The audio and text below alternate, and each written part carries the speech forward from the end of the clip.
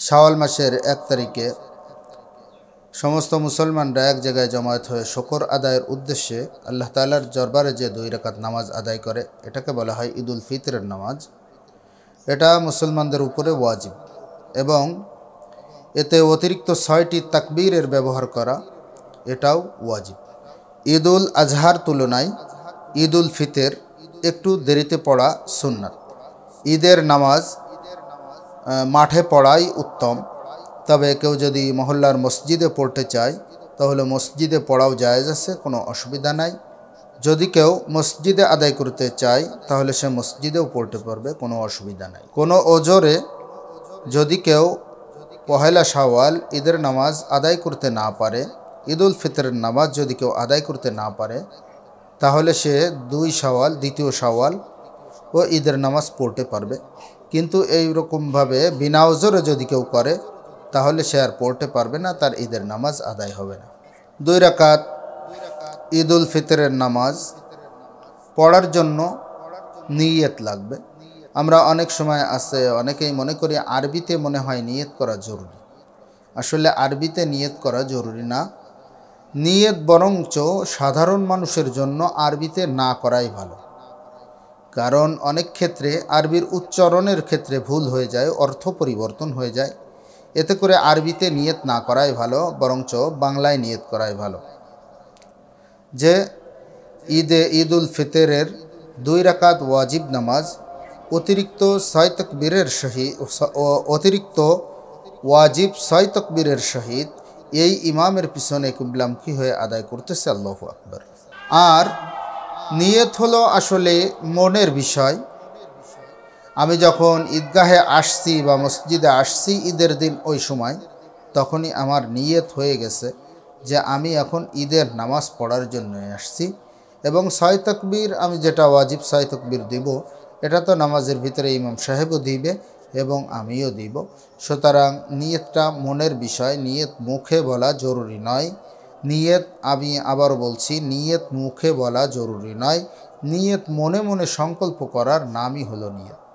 এবার ঈদুল ফিতর পড়ার তরিকা বা ঈদের নামাজ পড়ার তরিকা অনেক সময় আছে বিভিন্ন জায়গায় দেখা যায় আমরা যখন নামাজ পড়ি, বিশেষ করে রমজানের ভিতরে দেখা যায় দোয়া কুনুত পড়ার পর কেউ রুকুতে চলে যায়, দোয়া কুনুত পড়ার আগে কেউ রুকুতে চলে যায়। যখন দোয়া কুনুত বেতরের নামাজের ভিতরে যখন দোয়া কুনুত পড়তে হবে, এই তাকবীর দেওয়া হয়, তখন অনেকে রুকুতে চলে যায়।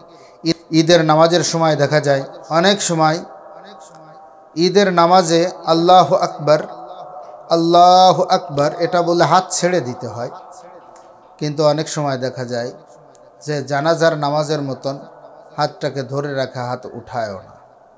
তো ঈদের নামাজের তরিকাটা আমরা প্র্যাকটিক্যালে দেখিয়ে দিব। তার আগে ইনশাল্লাহ আমরা এখন একটু শুধু দেখে নিই। এরকমভাবে আমরা ঈদের নামাজে দাঁড়াবো, আল্লাহু আকবার এভাবে নিয়ত করব। নিয়ত করার পর সানা পড়ব। এখন অতিরিক্ত যে 6টা তাকবীর ছিল, এর প্রথম রাকাতে 3টা তাকবীর দিতে হবে। এটা প্রথম রাকাতে নিয়ত বেঁধে সানা পড়ার পর অতিরিক্ত 3টা তাকবীর দিতে হবে। এই 3 তাকবীরের সময় এইভাবে আমাকে হাত তুলতে হবে, আল্লাহু আকবার, এইভাবে হাত ছেড়ে দিতে হবে নিচের দিকে ছেড়ে দিতে হবে। এবং দ্বিতীয় তাকবীর 3 তাসবিহ পরিমাণ এখানে দেরি করব। আমি 1 তাকবীরের পর 3 তাসবিহ পরিমাণ দেরি করব। ঈদের নামাজের তরিকাটা আমরা সুন্দর করে প্র্যাকটিক্যালেও দেখাবো। এখানে একটু দেখি, আল্লাহু আকবার বলে আমি নিয়ত বাঁধলাম। নিয়ত বাঁধার পর সানা পড়ব এবং প্রথম তাকবীর বলে আল্লাহু আকবার হাত ছেড়ে দিব, দ্বিতীয় তাকবীর বলেও আল্লাহু আকবার হাত ছেড়ে দিব, তৃতীয় তাকবীর বলে আল্লাহু আকবার বলে হাত বেঁধে এবার সূরা পড়ব, সূরা কিরাত মিলাবো। এখানে মনে রাখতে হবে প্রত্যেক তাকবীরের মাঝখানে 3 তাসবিহ পরিমাণ সময় আমাকে অপেক্ষা করতে হবে, আমাকে বিরতি গ্রহণ করতে হবে এবং যথাযথ নিয়মে প্রথম রাকাত আমি পড়ব, দ্বিতীয় রাকাতের জন্য দাঁড়াবো, সূরা ফাতিহা পড়ব, সূরা মিলাবো, তারপরে আবার 3টা অতিরিক্ত তাকবীর রুকুতে যাওয়ার আগে আমি দিব। তখনও আমি তিনটা তাকবীরেই হাত ছেড়ে দিব, আল্লাহু আকবার, আল্লাহু আকবার, আল্লাহু আকবার এই বলে হাত ছেড়ে দিব। চতুর্থবার তাকবীর দিয়ে আমি রুকুতে যাব। এটা হলো রুকুর তাকবীর, এটা হলো রুকুর তাকবীর। তাহলে আমার 6 তাকবীর প্রথম রাকাতে সানা পড়ার পর 3 তাকবীর এবং দ্বিতীয় রাকাতে রুকুতে যাওয়ার আগে 3 তাকবীর, এই মোট 6 তাকবীর অতিরিক্ত তাকবীরের সঙ্গে ঈদের নামাজ আদায় করতে হবে।